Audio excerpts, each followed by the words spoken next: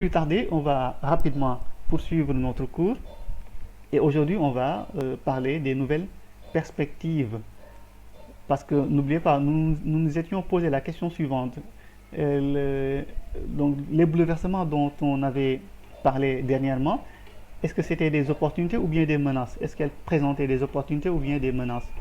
Voilà, donc c'était ça la question. Et bien sûr, vous allez voir qu'il y a en même temps les deux, hein. Il y a en même temps les deux. Il y a en même temps des opportunités, mais aussi des menaces. Par exemple, on a ici de nouvelles perspectives. Parmi les nouvelles perspectives, il y a bien sûr la création, l'apparition de nouveaux marchés et également en même temps de nouveaux produits, hein. Et avec cela, on a l'ouverture des marchés, hein. De moins en moins de marchés protégés avec l'apparition de moins avec donc et on voyait on assistait à de moins en moins de marchés protégés parce que n'oublie pas il y a ce qu'on appelle le protectionnisme, hein. Le protectionnisme, ça consiste à quoi? En quelque sorte, donc c'est quand l'État la plupart du temps, donc souvent intervient dans le marché en essayant par exemple de faire des subventions ou bien des trucs comme ça. Donc c'est ça qu'on appelle le protectionnisme. Aujourd'hui, par exemple, si on prend l'exemple des États-Unis, qui était, je pense, le pays le plus libéral, hein, dans le monde, hein, aujourd'hui, on dirait que donc si on voit la façon dont le pays est géré, surtout avec l'actuel président, hein, le président Trump notamment, pour ne pas le citer, on peut voir que c'est un pays aujourd'hui qui, on dirait en quelque sorte, est en train de retourner vers ce protectionnisme-là. Hein, parce que vous voyez qu'aujourd'hui, hein, l'État est en train de presque intervenir dans beaucoup de domaines. Hein, vous voyez. Et donc c'est ça qu'on appelle le protectionnisme. Hein, et bon, en tout cas, après, dans les années précédentes, hein, on voyait que ce qui était la tendance, c'est que la plupart des marchés étaient de moins en moins protégés. Donc l'État, hein, intervenait de moins en moins dans ces marchés-là. Et bien sûr, cela aussi s'est accompagné également de la création de nouveaux marchés, hein. Comme on avait dit la dernière fois, hein, le marché n'était plus seulement l'endroit où l'entreprise se trouve, où on se trouve, mais le marché aujourd'hui, c'est presque le monde entier, hein. Aujourd'hui, le marché, c'est le monde entier. Donc l'entreprise peut se permettre de vendre partout dans le monde. Et en même temps, cela aussi, naturellement, va avoir comme conséquence aussi la généralisation de la concurrence. Ben, aujourd'hui, si moi, aujourd'hui, je crois que d'après les dernières estimations, on a dit que la population mondiale était estimée à environ un peu plus ou moins 7 milliards de personnes. Donc aujourd'hui, moi, si par exemple, je me dis que je suis une entreprise et que mes clients potentiels, hein, mes prospects, mes clients potentiels, c'est pratiquement 7 milliards de monde, c'est-à-dire que je peux prétendre peut-être vendre mes produits à presque toutes les personnes qui se trouvent dans le monde. Mais en même temps, je dois également être conscient que, mais en même temps, presque toutes les entreprises qui se trouvent également dans le monde sont également mes concurrents. En tout cas, mais bon, attention, parce que vous savez qu'il y a également ce qu'on appelle des concurrents directs et des concurrents indirects. Voilà.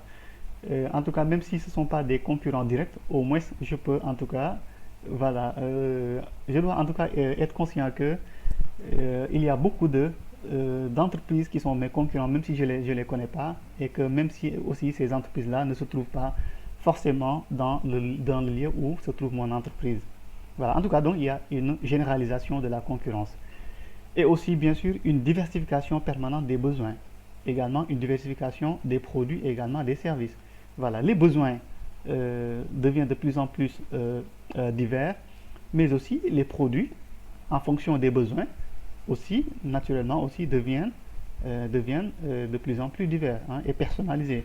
Je ne sais pas si vous avez oublié, mais dans les cours précédents, on avait parlé de ce qu'on appelle ici, vous voyez, la production personnalisée. Hein. Donc, l'entreprise maintenant fabrique, conçoit le produit en fonction de la besoin, en fonction donc d'une demande bien précise, n'est-ce pas?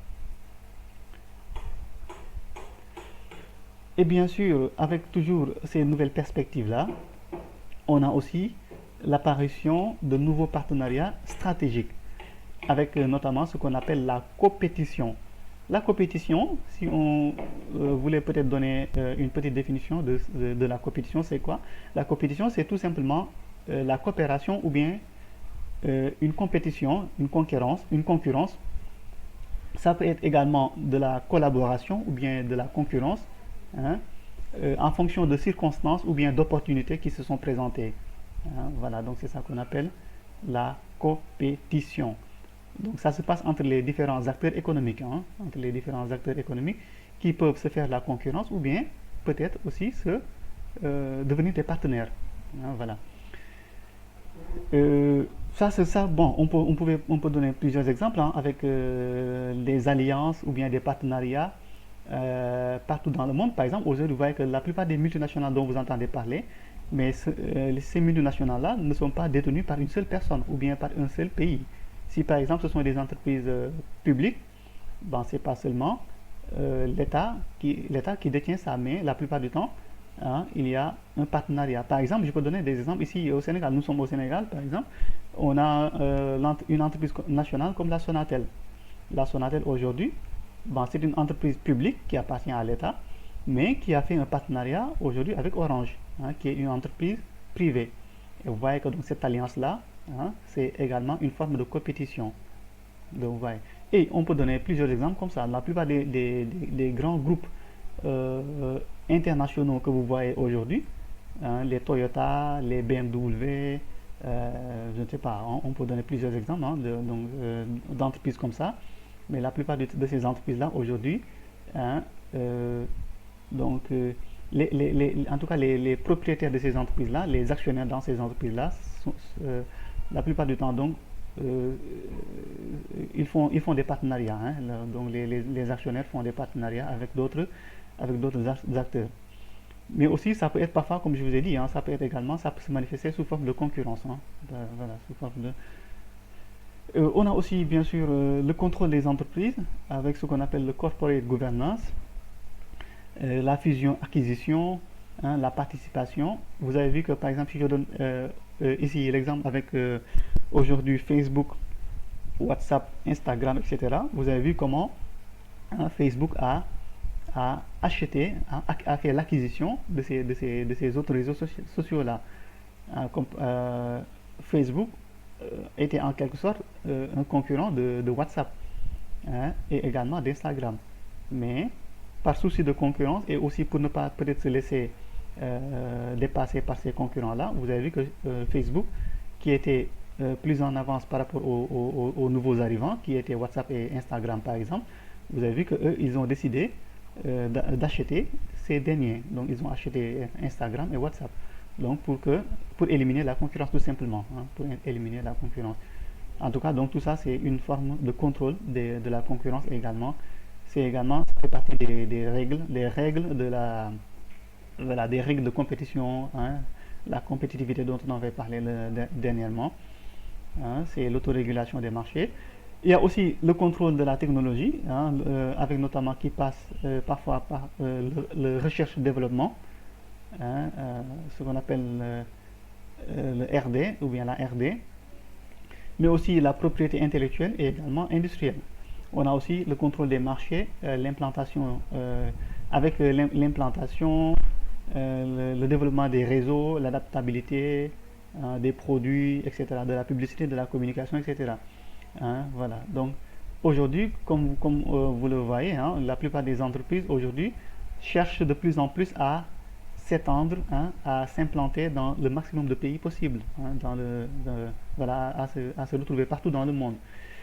Et toujours, on a également, dans ces nouvelles opportunités-là, dans ces nouvelles perspectives, la manifestation d'opportunités de développement, l'apparition d'opportunités de développement, avec notamment l'accès à l'épargne privée mondiale, comme l'accès à des institutions comme le FMI, le Fonds monétaire international ou bien la Banque mondiale, qui aujourd'hui est là pour aider les États, la plupart du temps. Donc, ces organisations-là aident les États en leur accordant par exemple des financements, en leur aidant à mieux gérer leur économie, en leur aidant par exemple à réguler leur marché, etc.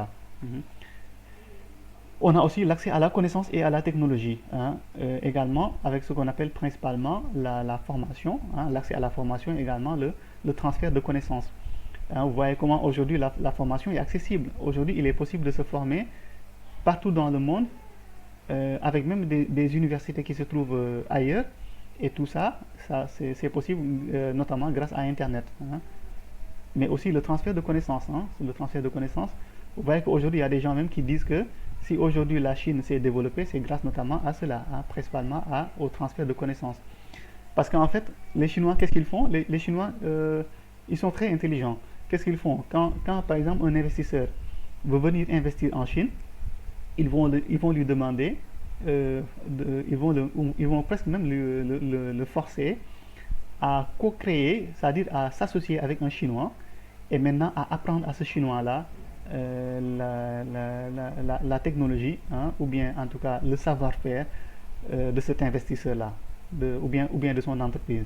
Ouais, c'est ça qu'on appelle le transfert de technologie. Donc il y a beaucoup euh, de spécialistes, ou bien en tout cas de personnes qui ont dit que à peu près les Chinois, c'est comme ça qu'ils ont fait pour se développer aujourd'hui, donc notamment à ce qu'on appelle le transfert de connaissances. Mais aussi, parmi les nouvelles perspectives, toujours, il y a l'accès aux marchés mondiaux, hein. Donc ça, on en a parlé tout à l'heure, donc l'ouverture des marchés. Mais aussi l'attractivité des territoires, hein, avec notamment aujourd'hui ce qu'on appelle le développement des infrastructures, de la fiscalité, de la gouvernance, de la compétence. Aujourd'hui, vous savez que tout comme les entreprises, aussi bien publiques que privées, cherchent à attirer la clientèle vers elles, à développer leur activité, etc. Aujourd'hui également, les États font la même chose, hein. Il y a aujourd'hui ce qu'on appelle un marketing des États, hein. Il y a un marketing des collectivités. Donc, de la même façon qu'aujourd'hui, les entreprises font de la publicité, font de la communication pour attirer les clients vers elles. Aujourd'hui également, il faut savoir que les États font ça également. Ils font de la compétition. Les États aujourd'hui font de la compétition et essaient d'attirer le maximum possible de personnes, que ce soit des touristes ou bien des investisseurs. Aujourd'hui, les États aujourd'hui font de plus en plus d'efforts pour attirer les personnes, les investisseurs, les touristes vers eux. Et tout ça, c'est donc avec les nouvelles opportunités, les nouvelles perspectives, hein. Et aussi, enfin, on va terminer avec ça. Il y a aussi l'apparition de risques et de menaces, hein. Parmi les risques et les menaces, il y a la multiplication des crises, hein. Je vous ai parlé dernièrement de la crise de 2008 qui ne date pas de trop longtemps, hein, ce qu'on appelle plus peut-être communément la crise des subprimes, hein, qui est une crise immobilière qui est partie des États-Unis et qui a presque eu des impacts dans tous les pays du monde, hein, dans tous les autres pays du monde, n'est-ce pas? Hein, parfois aussi, vous voyez que des fois aussi, on a des crises qui touchent parfois les matières premières. Et des fois aussi, c'est la finance. Vous voyez, donc en tout cas, parce que tout est globalisé aujourd'hui, hein, donc tout est globalisé. Ce qui touche un pays aujourd'hui, hein, également a des impacts, des répercussions sur tous les autres pays qui se trouvent dans le monde. Je vous avais donné par exemple la citation ou bien la phrase là qui est vraiment très illustrative, qui disait que quand les États-Unis sont enrhumés, c'est le monde qui éternue. Ouais, donc ça, c'est une phrase qui est vraiment très illustrative et qui montre aujourd'hui comment les pays sont interdépendants les uns les autres. Parmi également les risques et les menaces, il y a la concurrence sud-sud, hein. Les pays du sud, vous les connaissez, ce sont les pays pauvres ou bien en développement, comme on le dit, qui se trouvent principalement en Afrique et aussi dans une partie de l'Amérique, principalement, et notamment en Amérique du Sud, hein. Et bon, en tout cas, tous les pays en développement aujourd'hui, voilà, qui souvent sont caractérisés par une perte de compétitivité, c'est-à-dire qu'ils ne parviennent pas à se faire une place au niveau mondial, hein, dans la scène internationale, que ce soit aussi bien les pays que les entreprises de ces pays-là. On a aussi bien sûr une perte de souveraineté, hein, la perte de souveraineté. Vous savez que si un État euh, euh, emprunte beaucoup d'argent, surtout au niveau des institutions internationales la plupart du temps, vous voyez que cet État-là peut, à la longue, ou bien peut-être s'il ne fait pas attention, perdre sa souveraineté, parce que ce sont les institutions internationales-là qui viennent lui dicter, hein, ce qu'il doit faire. Hein. On peut donner plusieurs exemples. C'est pas seulement des trucs qu'on voit en Afrique, hein. C'est vrai que même si ici, je dirais que les pays qui souffrent le plus de ça, de cette perte de souveraineté-là, c'est bien sûr les pays africains, qui sont la plupart du temps donc les pays les moins avancés, les pays qui souvent les plus endettés, hein, ce sont les pays les plus endettés. Mais il faut savoir que également ça touche même parfois des pays européens. Par exemple, en Europe, on peut donner l'exemple de la Grèce, qui il y a quelques années avait tellement emprunté, je crois, au niveau du FMI que c'était le FMI, si je ne me trompe pas, je crois que c'est plus le FMI ou bien la Banque mondiale qui venait leur expliquer ou bien leur dire comment mettre en place des mesures pour essayer donc de gérer l'économie et de sortir euh, euh, de la situation donc, dans laquelle ils se trouvaient. Voyez. Donc l'emprunt, l'endettement, ça peut aussi entraîner la perte de souveraineté de certains États. Et enfin également, on a le développement de l'économie criminelle. Vous voyez qu'aujourd'hui également, l'économie criminelle aussi, c'est un grand problème. Hein. C'est un grand problème dans beaucoup d'États. Aussi bien dans les pays, dans les États, dans les pays développés, comme on le dit, et également dans les pays en voie de développement. Hein. La vente de drogue, par exemple, la vente d'armes.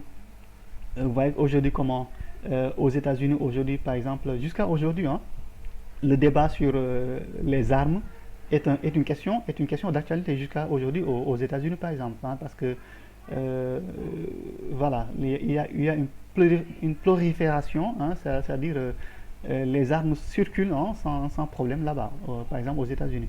La drogue, par exemple, aujourd'hui également circule dans presque tous les pays du monde, hein, même si c'est vrai que elle circule plus dans certains États que dans d'autres, mais aujourd'hui la drogue c'est un problème mondial. Hein. Le trafic d'êtres humains également. Vous voyez qu'aujourd'hui avec la migration, hein, les Africains qui veulent coûte que coûte aller en Europe, et vous voyez comment aujourd'hui ça cause un problème. Hein. Le blanchiment d'argent, la contrefaçon, la corruption, le terrorisme, voilà, tout ça ce sont également des risques et également des menaces qui sont également venus avec la mondialisation, la globalisation.